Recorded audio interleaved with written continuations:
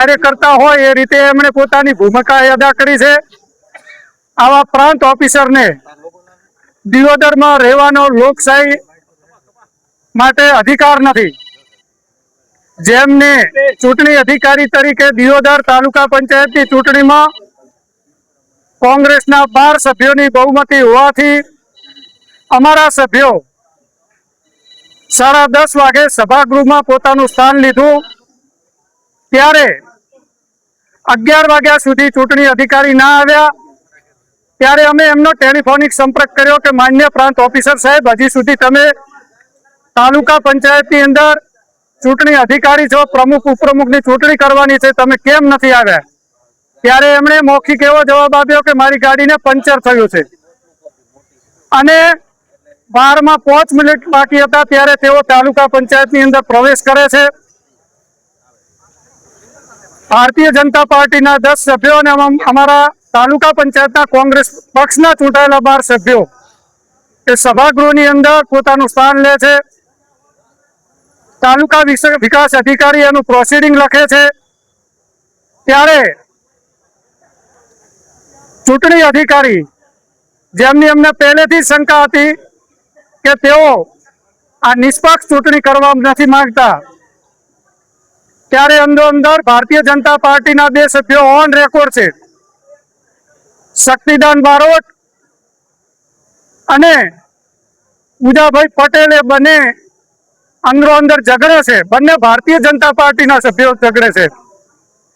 ત્યારે અમારા સભ્યો વિનંતી કરે છે ચૂંટણી અધિકારીને કે સાહેબ, આ ભારતીય જનતા પાર્ટીના ચૂંટાયેલા સભ્યો ડખો કરવા માંગે છે, ચૂંટણીને ડિસ્ટર્બ કરવા માંગે છે, આપ એમને શાંત બેસાડો।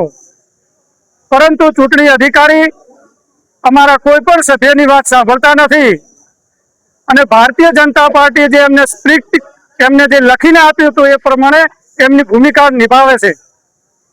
ત્યારે બંને ભારતીય જનતા પાર્ટીના ચૂંટાયેલા સભ્યો ઓન રેકોર્ડ છે, એની અંદર રેકોર્ડિંગ થયેલું છે, વિડીયોગ્રાફી થયેલી છે। ભારતીય જનતા પાર્ટીના બીજા 1 મહિલા સભ્ય ઉભા થાય છે, એ પણ એમના જ ભારતીય જનતા પાર્ટીના સભ્યો સાથે ઝઘડો કરે છે અને આવો કૃત્રિમ ઝઘડો ઉભો કરી અને તાલુકા પંચાયતમાં કોંગ્રેસને સત્તા પક્ષથી દૂર રાખવા માટેના પ્રયત્ન કરે છે। ત્યારે અમારા સભ્યો વિનંતી તાલુકાના ચૂંટણી અધિકારી શ્રી પ્રાંત ઓફિસરને કરે છે કે તમે ચૂંટણી પ્રક્રિયા પૂરી કરો, ક્વોરમ સભા થઈ ગઈ છે, છતાં પણ ચૂંટણી અધિકારી ભારતીય જનતા પાર્ટીનો હાથો બની અને એવું કહે છે કે અંદર ધમાલ થઈ છે અને સભા છોડીને જતા રહે છે। આજે અમારા સામે પોલીસ દ્વારા FIR કરવામાં આવી રહી છે કે કોંગ્રેસના આગેવાનોએ ધમાલ કરી છે। ના, પ્રજાએ એમને રોક્યા છે। મારે પ્રજા ઉભી હતી, એમણે વિનંતી કરી કે સાહેબ ચૂંટણી કરો, પરંતુ ચૂંટણી અધિકારી શ્રી એમના ફરજમાંથી વિમુખ થયા છે। અમે આજે પણ ધરણા ઉપર બેઠા છીએ। અમારા 12 સભ્યો હજી પણ સભાગૃહની અંદર બેઠા છે। અમારા એક તાલુકા પંચાયતના સભ્યશ્રીની ડિલિવરીનો પ્રસંગ છે, 27 તારીખે એમને ડિલિવરીની આપેલી છે ડોક્ટરે, ગાયનિક ડોક્ટરે। જાણી બુજીને ભારતીય જનતા પાર્ટીની સરકારના કહેવાથી આવા અધિકારીઓ હાથા બની રહ્યા છે। ત્યારે હજી પણ અમે વહીવટી તંત્રને વિનંતી કરીએ છીએ કે અમારે કાયદો હાથમાં નથી લેવો, ચૂંટણી પ્રક્રિયા કરાવો। જ્યાં સુધી તમે ચૂંટણી પ્રક્રિયા નહીં કરાવો ત્યાં સુધી અમારા સભ્યો અને અમારા કાર્યકર્તાઓ અને દિયોદરની જનતા અહીં બેસી રહેવાની છે। હું મારા સોશિયલ મીડિયાના માધ્યમથી વિનંતી કરું છું કે આવી તાનાશાહી ના કરો। પ્રજાએ તમને જનાદેશ નથી આપ્યો, જનાદેશનું ગળું ન ઘૂંટો અને જો તમે જનાદેશનું ગળું ઘૂંટશો તો પ્રજા તમને માફ નહીં કરે। આવા ચૂંટણી અધિકારી નિષ્પક્ષ ચૂંટણી નહીં કરે। ફરીથી હું મારા સોશિયલ મીડિયાના માધ્યમથી કહું છું કે તટસ્થ અધિકારીને ચૂંટણી પ્રક્રિયામાં ભાગ લેવામાં આવે। આવા અધિકારીઓ ભાજપના ઈશારે કામ કરતા હોય છે।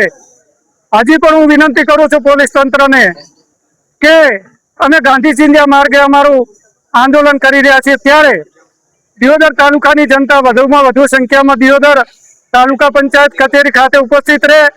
આપણે ગાંધી ચિંધ્યા માર્ગે આંદોલન કરવાનું છે, કરતા રહીશું। જય હિન્દ।